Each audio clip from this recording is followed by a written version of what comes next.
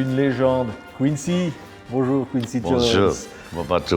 50 ans, montre jazz, 50 ans de vie, 50 ans d'amour, 50 ans de musique, d'amour avec ce festival, Quincy. And France. Because I still say that I think jazz, the French helped us nurture jazz all the way, even from Congo Square in New Orleans, you know. They were really with the jazz all the way. The East Coast, no way. Tant de souvenirs, Miles Davis, tous ceux qui se sont produits dans ce festival. Oh my God, all the way back, all the way back. In fact, did you see Keep On Keeping On, the movie? Yeah. Yeah, well, Clark taught me and Miles. I was 12 years old, you know, in Seattle. He was with Basie, you know. And Basie had lost some money and he couldn't afford a big band. So he had Dexter Gordon, four horns, Dexter Gordon, Serge Shaloff, Buddy DeFranco, and Clark Terry in Seattle. And that's how I met Clark Terry. He taught me, and then he taught Miles after that. And then later on, he taught our piano player, the Japanese piano player, Justin Kaufman. Amazing. God has an amazing sense of humor, isn't it? C'est extraordinaire parce que votre vie, Quincy, ça a été des rencontres. D'abord, il y a eu Ray Charles, gamin. I met him when I was 14 years old, and I spent his whole life with him. You know, what a man. He had sighted one time, you know, and he was living in Florida, Jacksonville, and he scratched his eyes when he was 6 years old, and he got infected, you know. He had chicken pox or something like that. And he scratched the eyes and they got infected. He went to a white hospital, they wouldn't let him in. When he got to the black hospital, he was blind. And so he told his friend, when he gets enough money, $600 I think, he wanted to take him as far away from Jacksonville as he could. That's definitely Seattle. And we met in Seattle in the 40s, you know. That time he used to play piano. He played, he sang like Charles Brown and Nat Cole. He played alto like Charlie Parker, you know. Then he got into gospel, you know. Turned the world upside down, man. Les légendes de la musique. Sense of humor, man. See the girl with the red dress on. Et évidemment, on pourrait parler de Duke Ellington. Ça a été votre passion, un coup de cœur. God. And you know how it felt in 1958? Clark Terry, who taught me how to play trumpet when I was 12, he left Duke Ellington's band and joined me in Paris, man. Almost went to heaven. I was I couldn't believe it, you know. He came with my band. It's as good as it gets. Intégrer No, it doesn't get any better than that, man. I was so happy and shocked, I couldn't believe it, you know. We had all of them, Phil Woods, all the best musicians ever. And we were number 3 after Ellington and Basie and Duke. We were number 3. But that was the end of the big band era, and I didn't want to give it up. And so I stayed with it, and I had 33 people in Europe for 10 months, man, starving to death, you know. And I lost so much money, it took me 7 years to pay it off. I had to be a vice president of a record company, get up every morning with a tie, you know. Dizzy Gillespie, intégrer l'orchestre de Dizzy. Yeah, well, I was in New York trying to make it, you know, as an arranger. And, God, yeah, I guess it's, I was around 21, 20, and George Avakian sent me a demo of a 17-year-old track jumper from San Francisco he wanted me to write the arrangements for. Great singer.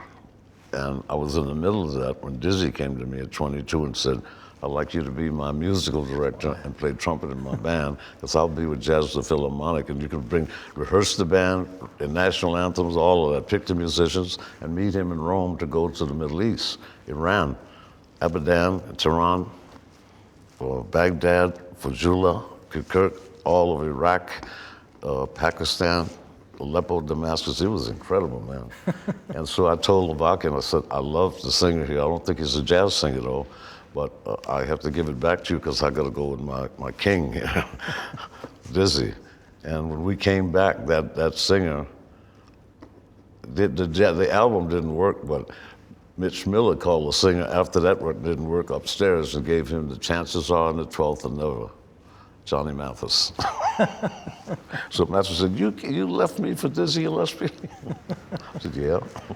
Ce qui est incroyable aussi, Quincy, dans votre vie, c'est la France, c'est Eddie Barclay, c'est l'orchestre d'Eddie Barclay et les rencontres avec Henri Salvador, Boris Vian. Stéphane Grappelli, Henri Salvador, Boris Vian, Michel Legrand. I did the first arrangement on page 2, you know.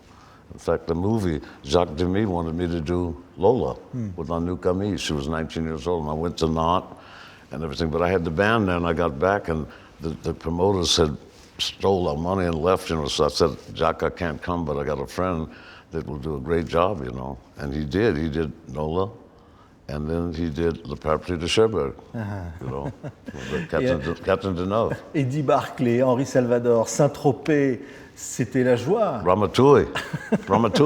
That's where we stayed at Eddie's place, right near there. Because Eddie invented Saint-Tropez. C'était la fête, Quincy. C'était la fête. Every day. We'd eat on the thing, man, the greatest food, greatest wine. Oh. And he was one of the top 40 wine tasters then, you know. And I met every chef, Paul Bocuse, Lefebvre Drago, Roger Vade, Le Perbis, Auberge de Perbis, the best food. And, that's why I was so fat, you know. I stopped drinking and I lost a lot of weight, so I'm going to keep losing weight now. C'est une légende, votre vie, Quincy. Évidemment, produire Thriller, produire The Wall de Michael Jackson, ça, c'était complètement inattendu. Un pied de nez à la musique disco, hein? That's right, exactly. That was our goal, you know. And because, you know, because disco basically would 4 to the floor with the kick drum, you know. But they would do it, basically did that in 1930. It's not new. Just like the slang, you know, it's amazing.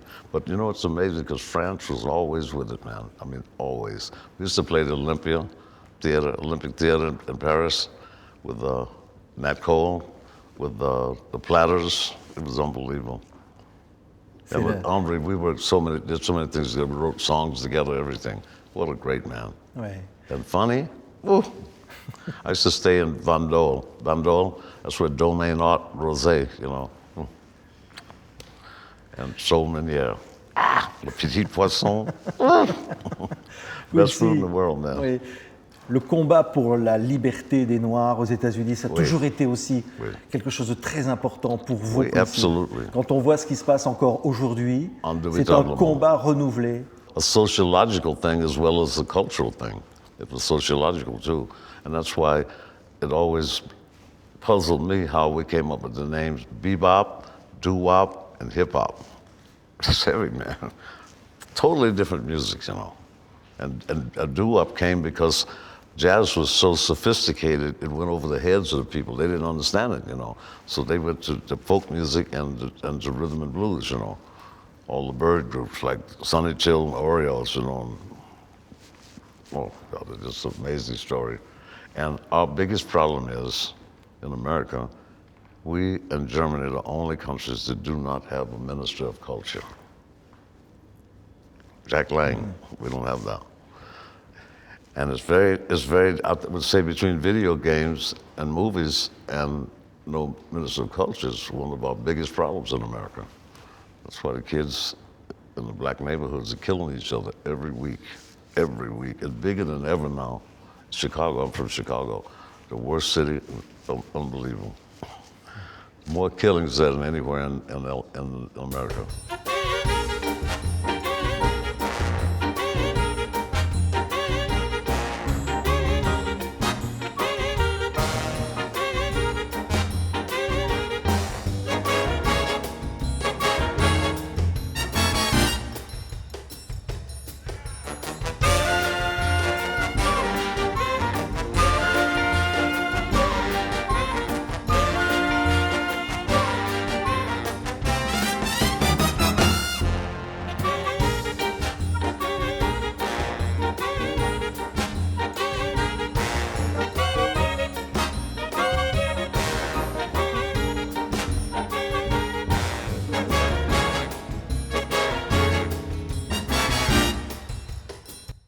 Ici, Quincy, ce disque-là, c'est la joie, c'est l'espoir.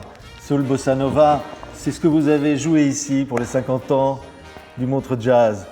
C'est Yeah. le bonheur de mélanger toutes les musiques, l'Amérique du Sud, inventer la musique de demain, l'Afrique, le jazz, toutes les musiques, finalement, pour chanter le monde. Yeah. I don't know. From a very young age, I was always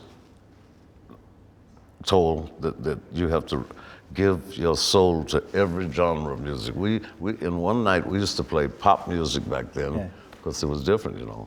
We're talking about the 40s now.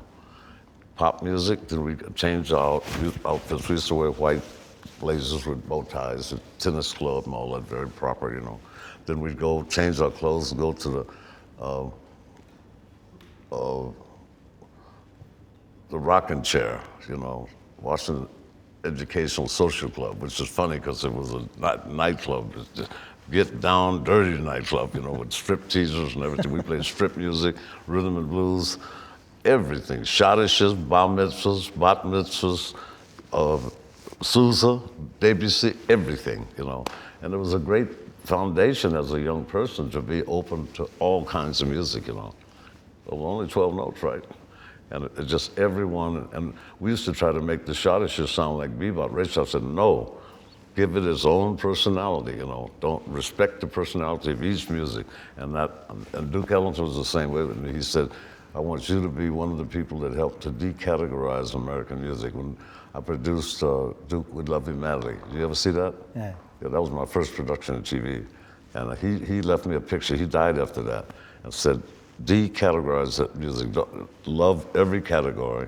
And that's why when I did Michael Jackson, a lot of jazz critics were putting me down, man, to sell it out, man. It's a sellout, man. That came from my heart. You don't break it down like Thriller, man, selling out. You don't think about money, never, or fame.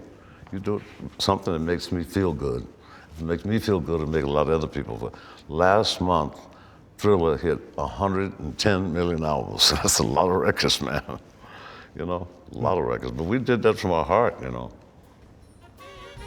Merci beaucoup. Merci, mon plaisir. Thank you. Quel bonheur. Merci beaucoup d'avoir été notre invité. J'espère. À très vite. Merci.